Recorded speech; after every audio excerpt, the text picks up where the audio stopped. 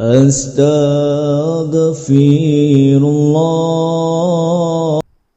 Assalamualaikum warahmatullahi wabarakatuh.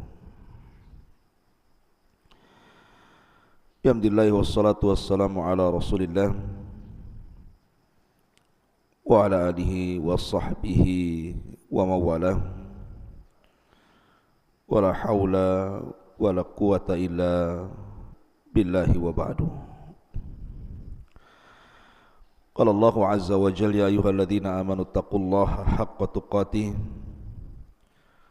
wa la tamutunna illa wa antum muslimun, amma ba'du.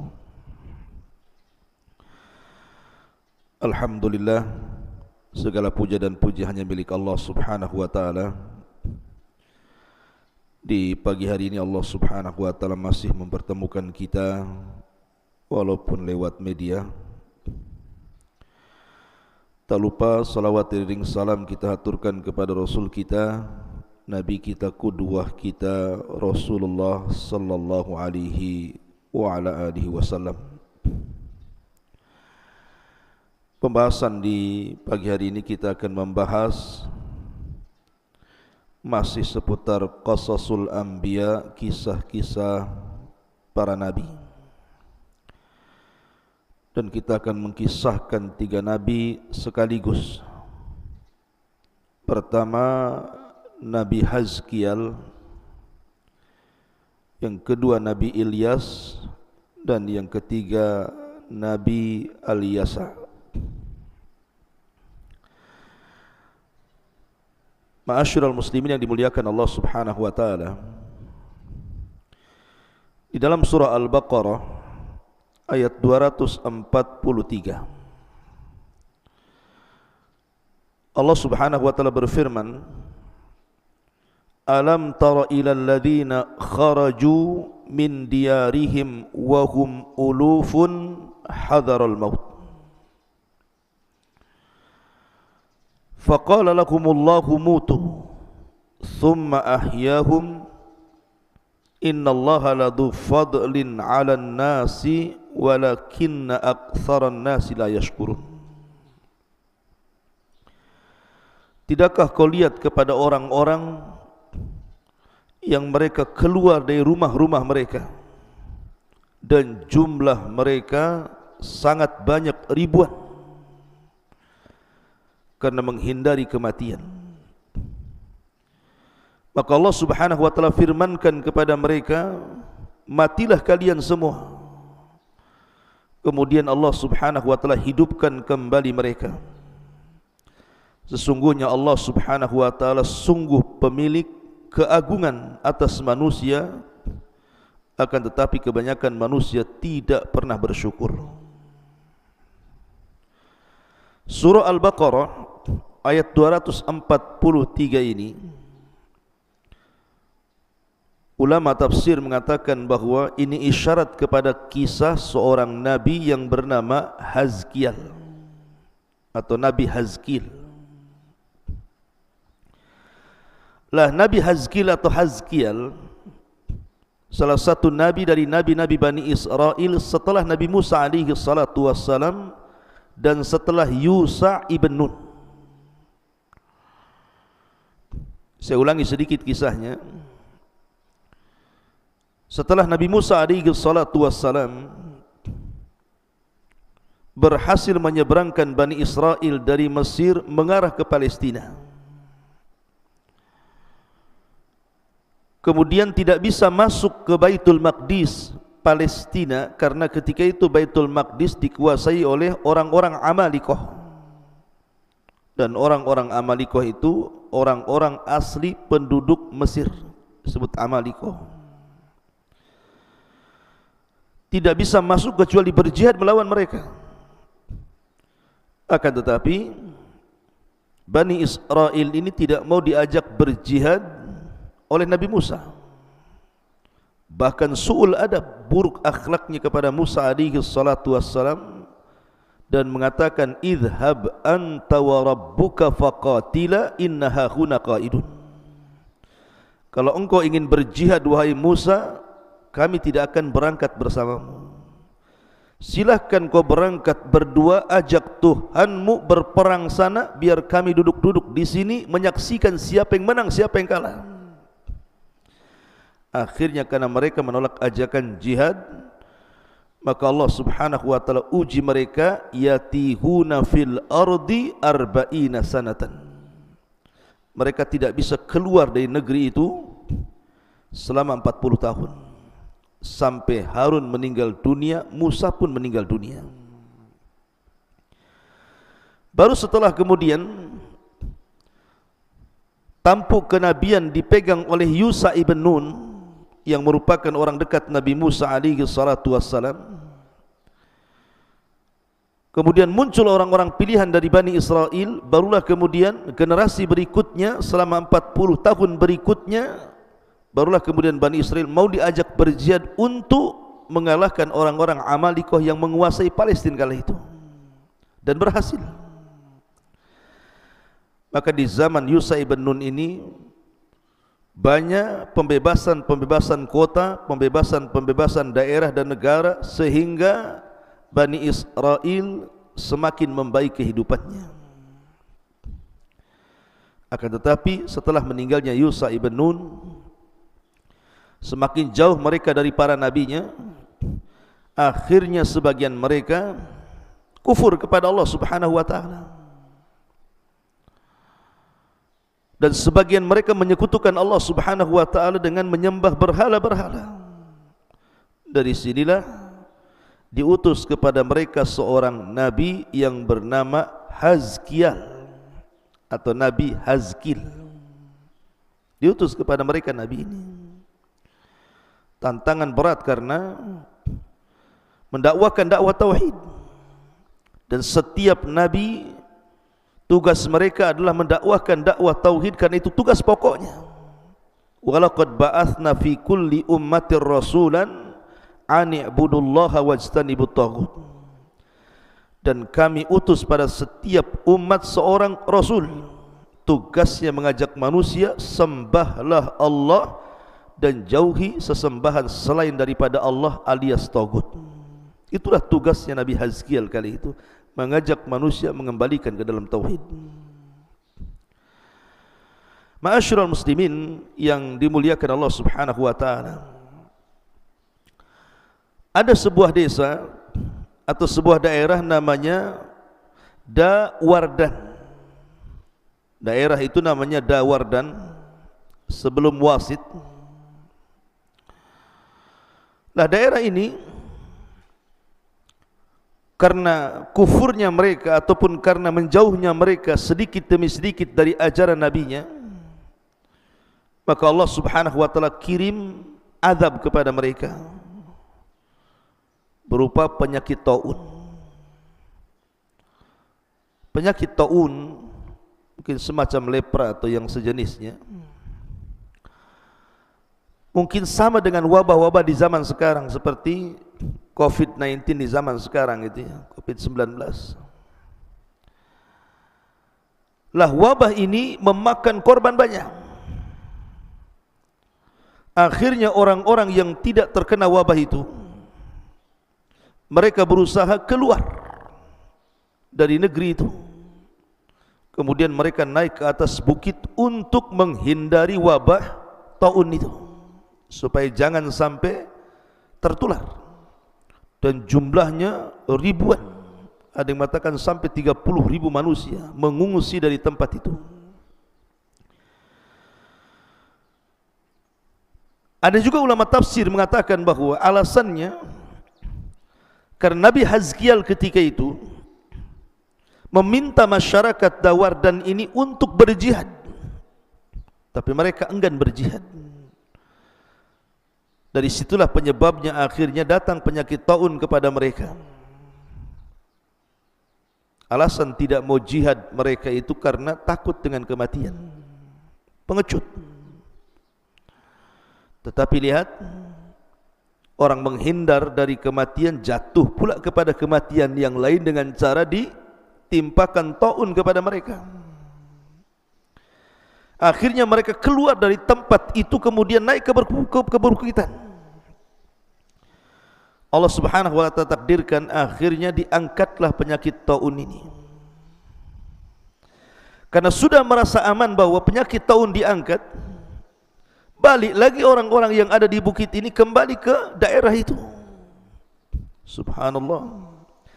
Mereka berbangga satu dengan yang lainnya karena ketidakikutan serta mereka untuk berjihad bersama Hazkiel. Dari sini akhirnya Allah Subhanahu wa ta'ala kembali menurunkan penyakit taun kedua kalinya. Dan banyak yang meninggal. Lah yang masih selamat akhirnya menyelamatkan kembali kedua kalinya. Naik lagi ke atas bukit. Rupanya sampai di atas bukit Allah sudah mengutus malakul maut untuk mencabut nyawa orang-orang ini. Tidak mati karena taun, tetapi mati dicabut malakul maut. Itu namanya al-hadharu la yamna'ul qadaru. Menghindar dari kematian tidak bisa lepas dari takdir kematian. Anda menghindar dari penyakit taun, rupanya takdir kematian sudah ada di bukit menunggu Anda. Dari sini Allah Subhanahu wa ta'ala berfirman, alam tara ilal ladzina kharaju min diyarihim wa hum ulufun hadaral maut.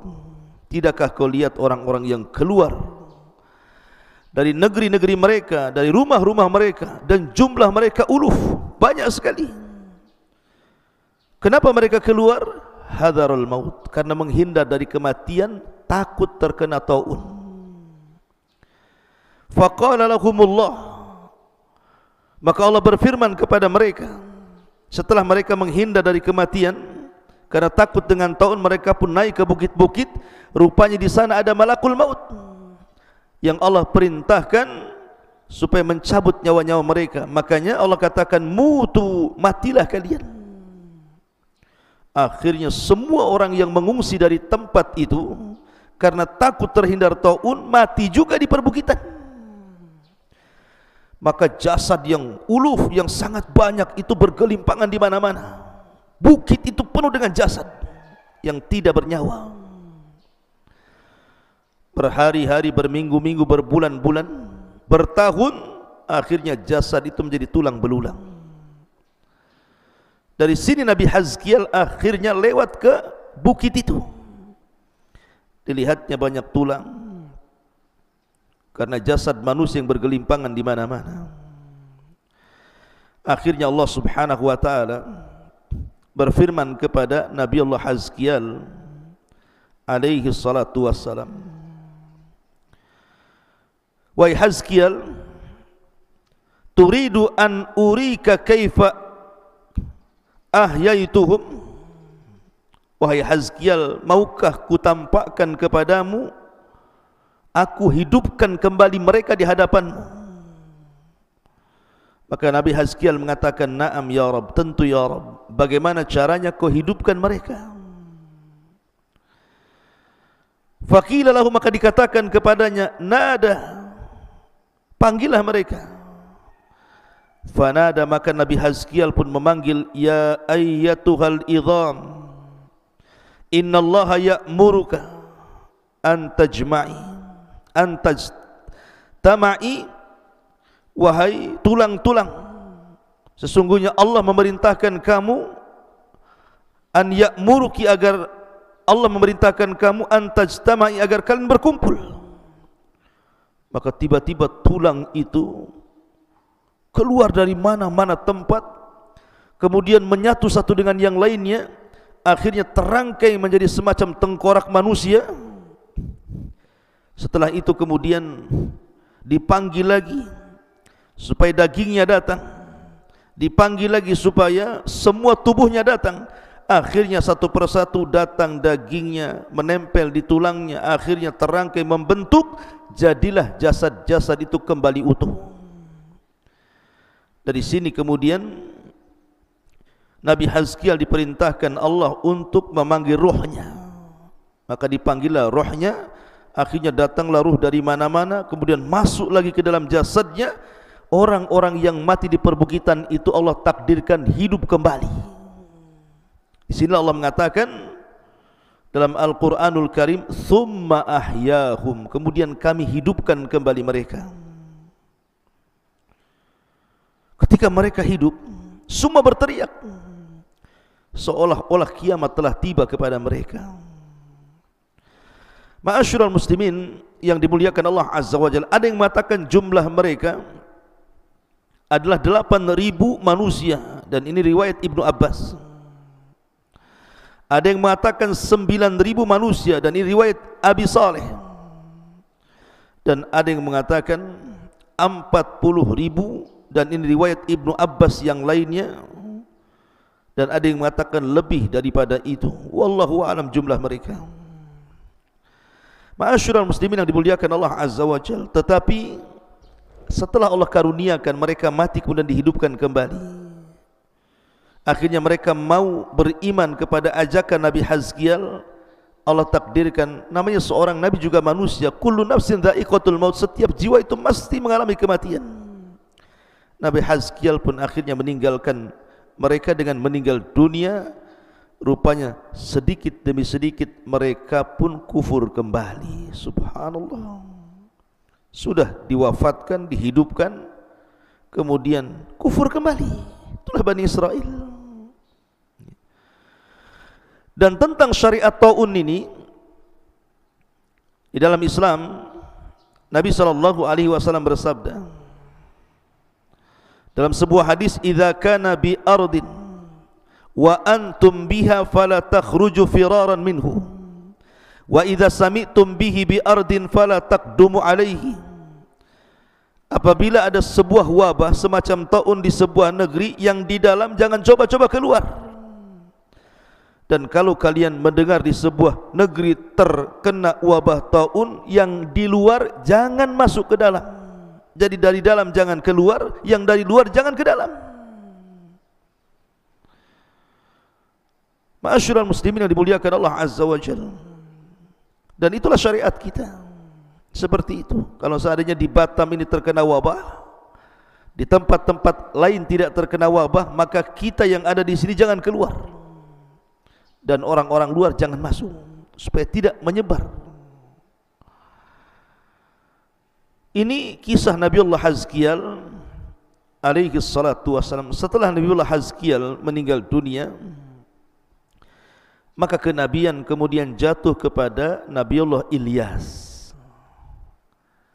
Ilyas seorang nabi, satu di antara 25 nabi dan rasul, salah satunya muncul nama Ilyas. Karena Allah Subhanahu wa taala sebutkan dalam Al-Qur'an, tepatnya dalam surah As-Saffat, wa inna Ilyasa laminal mursalin.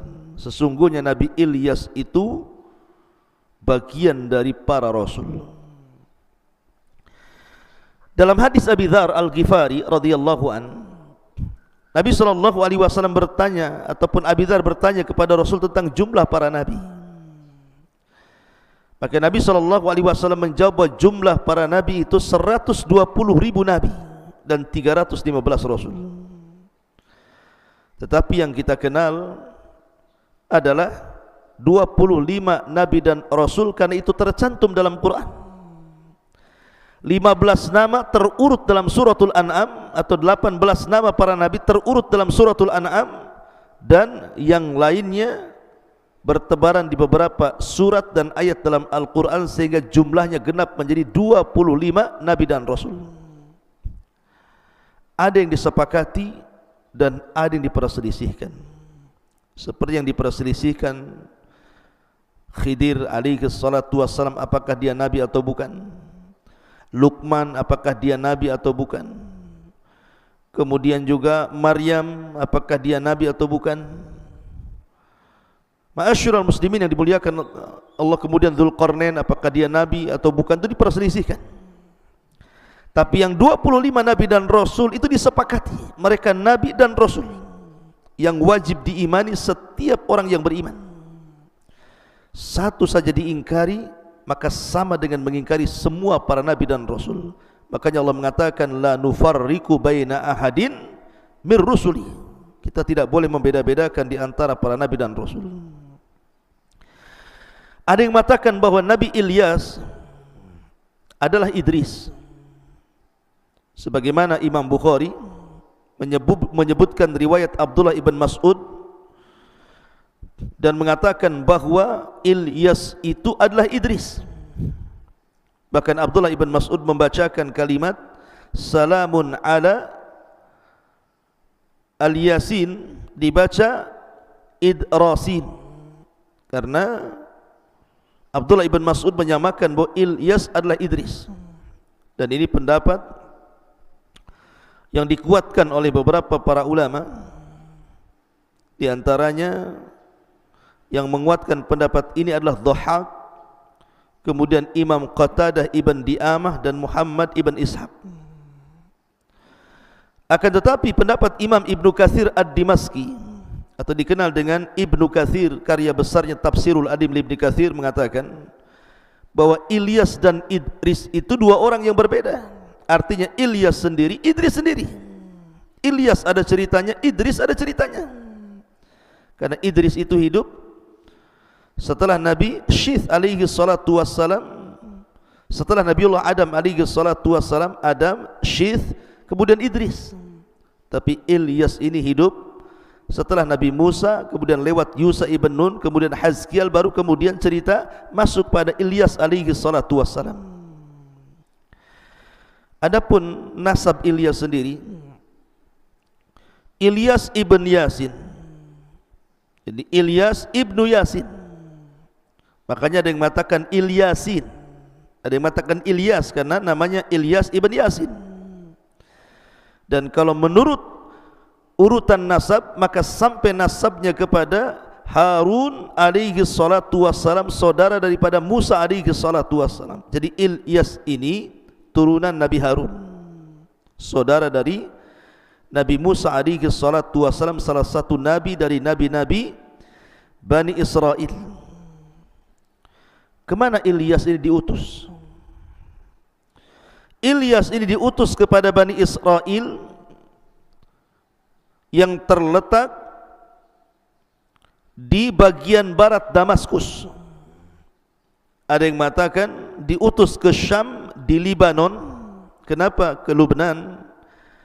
Karena dalam kisah Ilyas ini akan terkait dengan berhala namanya Ba'labak. Ada berhala namanya Ba'labak. Dan Ba'labak itu kalau sekarang terkenal adalah sebuah kota Ba'labak di Lubnan, di Libanon, di Syam sana. Ada namanya Madinatu Ba'al, disebut kepada Ba'labak. Berarti Ilyas ini diutus kepada sebuah negeri di Syam, di Lubnan, di sebuah kota namanya Madinatu Ba'al. Di situ ada berhala yang disembah oleh kaumnya, namanya Ba'labak. Sebagian ahli tafsir mengatakan bahwa Ba'labak itu satu di antara nama-nama patung, namanya patung Ba'labak gitu. Tapi ada juga yang mentafsirkan bahwa Ba'labak itu artinya seorang wanita yang sangat super cantik disembah oleh kaumnya. Menyembah seorang wanita yang sangat cantik, karena cantiknya akhirnya disembah dan menuruti apa kata-katanya. Lah Ilyas ini diutus kepada kaum yang menyembah berhala. Berhalanya namanya Ba'labak itu. Makanya Allah Subhanahu wa taala berfirman dalam surah As-Saffat ayat 132 sampai 123. Wa inna Ilyas laminal mursalin idh qala liqaumihi ala tattaqun atad'una ba'lan wa tadharuna ahsanal khaliqin Allahu rabbukum wa rabbu abaikumul awwalin. Dan sungguh Ilyas termasuk seorang rasul. Ketika dia berucap kepada kaumnya, mengapa kamu tidak bertakwa kepada Allah? Pantaskah kalian menyembah Ba'al, artinya berhala namanya Ba'al itu, sementara kalian tinggalkan sebaik-baik pencipta, yaitu Allah, yang merupakan Tuhanmu dan Tuhan bapa-bapakmu yang terdahulu. Apa yang terjadi? Seolah-olah Nabi Ilyas mengatakan, mana akal kalian? Di hadapan kalian ini hanya patung, batu yang tidak mendatangkan manfaat dan madarat. Kalian mati-matian menyembah batu itu sementara kalian meninggalkan Allah yang sudah jelas-jelas menciptakan kamu, menciptakan bapak-bapakmu, nenek moyangmu. Mana akal kalian? Tetapi sebagaimana Allah Subhanahu wa taala berfirman, fariqan kadzabtum wa fariqan taqtulun. Sebagian Bani Israel terkadang mendustakan ajakan para rasul, bahkan sebagiannya membunuh para rasul. Mereka dustakan ucapan Nabi Allah Ilyas alaihi salatu wassalam. Tak peduli dengan dakwahnya Ilyas.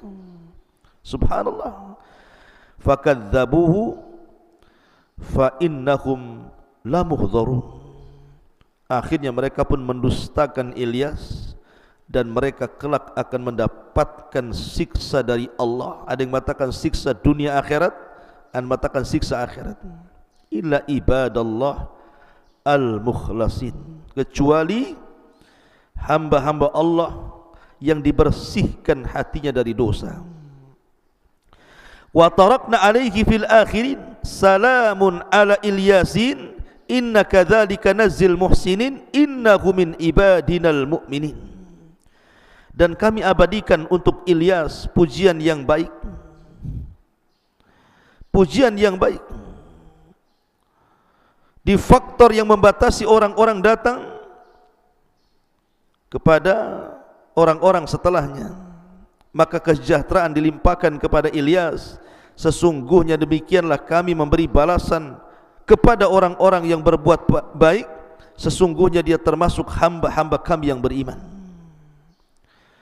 Akhirnya ada yang mengatakan mereka pun diazab oleh Allah Subhanahu wa taala berupa pacaklik yang berkepanjangan, wallahu alam.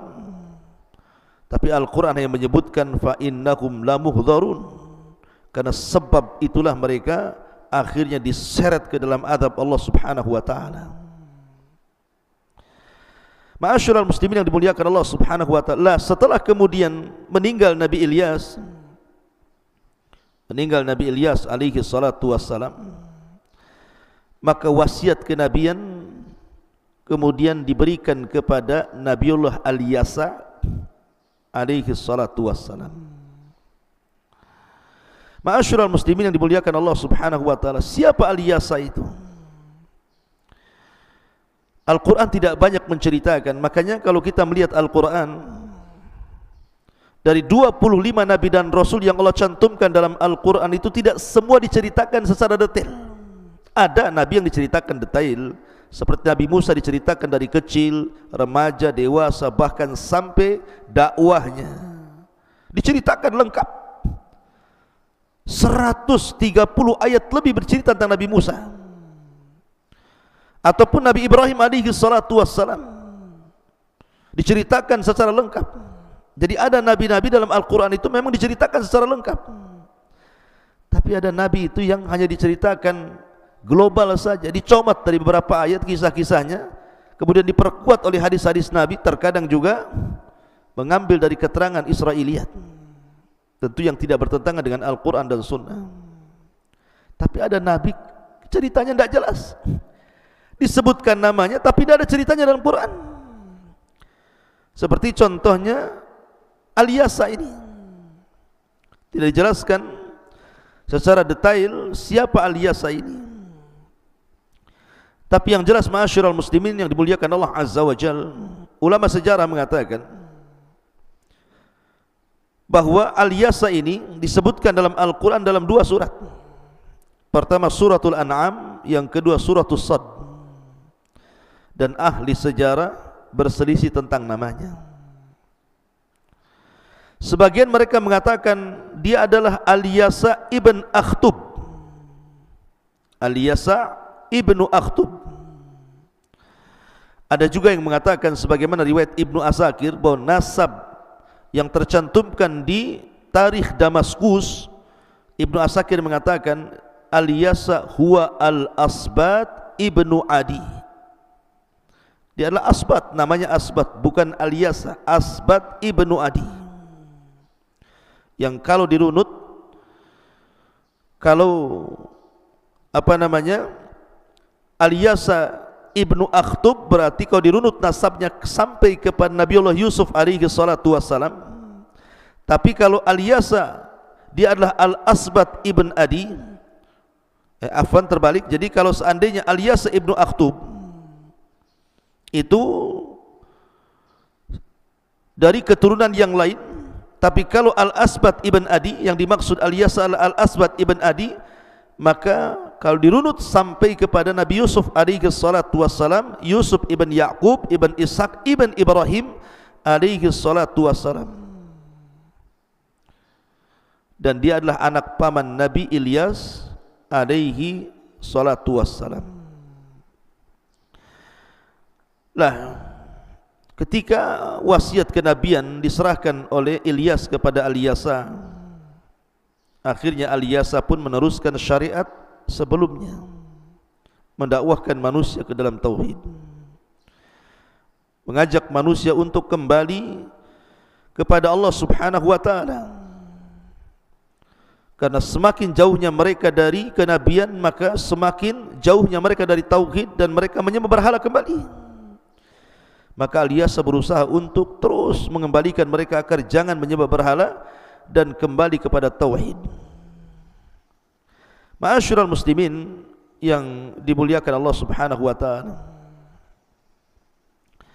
karena perjuangan Nabi Yasa ini, subhanallah, banyak orang-orang yang beriman, banyak sekali orang-orang yang beriman. Tetapi setelah wafatnya Al-Yasa, kembali masyarakat kemudian akhirnya kembali kepada kufur. Celakanya setelah Al-Yasa ini, banyak para nabi yang dibunuh. Inilah yang diisyaratkan di dalam Al-Quranul Karim, fariqan kadzabtum wa fariqan taqtulun. Sebagian mereka mendustakan dakwah Rasul, dan sebagian mereka membunuh para nabi dan Rasul. Dan Allah Subhanahu wa taala mengatakan, yaqtulunal anbiya'a bighairil haq. Mereka membunuh para nabi tanpa ada hak yang dibenarkan. Akhirnya Bani Israel terkenal sebagai orang-orang yang membunuh para nabi. Terkadang ada satu hari, satu daerah diutus 3 nabi, dibunuh sekaligus. Na'udzubillah.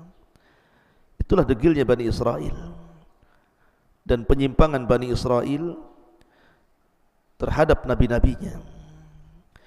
Tidak banyak kisah Al-Yasa memang, karena Al-Quran sendiri tidak menceritakan, sehingga sulit untuk menggali banyak kisah-kisah Israiliyat, tapi tidak penting, karena terkadang tidak masuk di akal atau bertentangan dengan Al-Quran dan Sunnah Nabi sallallahu alaihi wa ala alihi wasallam. Setelah Al-Yasa ini ada namanya Nabi Dzulkifli dan nabi-nabi yang lainnya. Bagaimana kisahnya? Maka kisah ini akan terus berlanjut. Mohon sabar, insyaallah kita akan berjumpa di lain kesempatan. Subhanakallah bihamdika, asyhadu an la ilaha illa anta, astaghfiruka wa atubu ilaik. Allahu ta'ala alam. Assalamualaikum warahmatullahi wabarakatuh.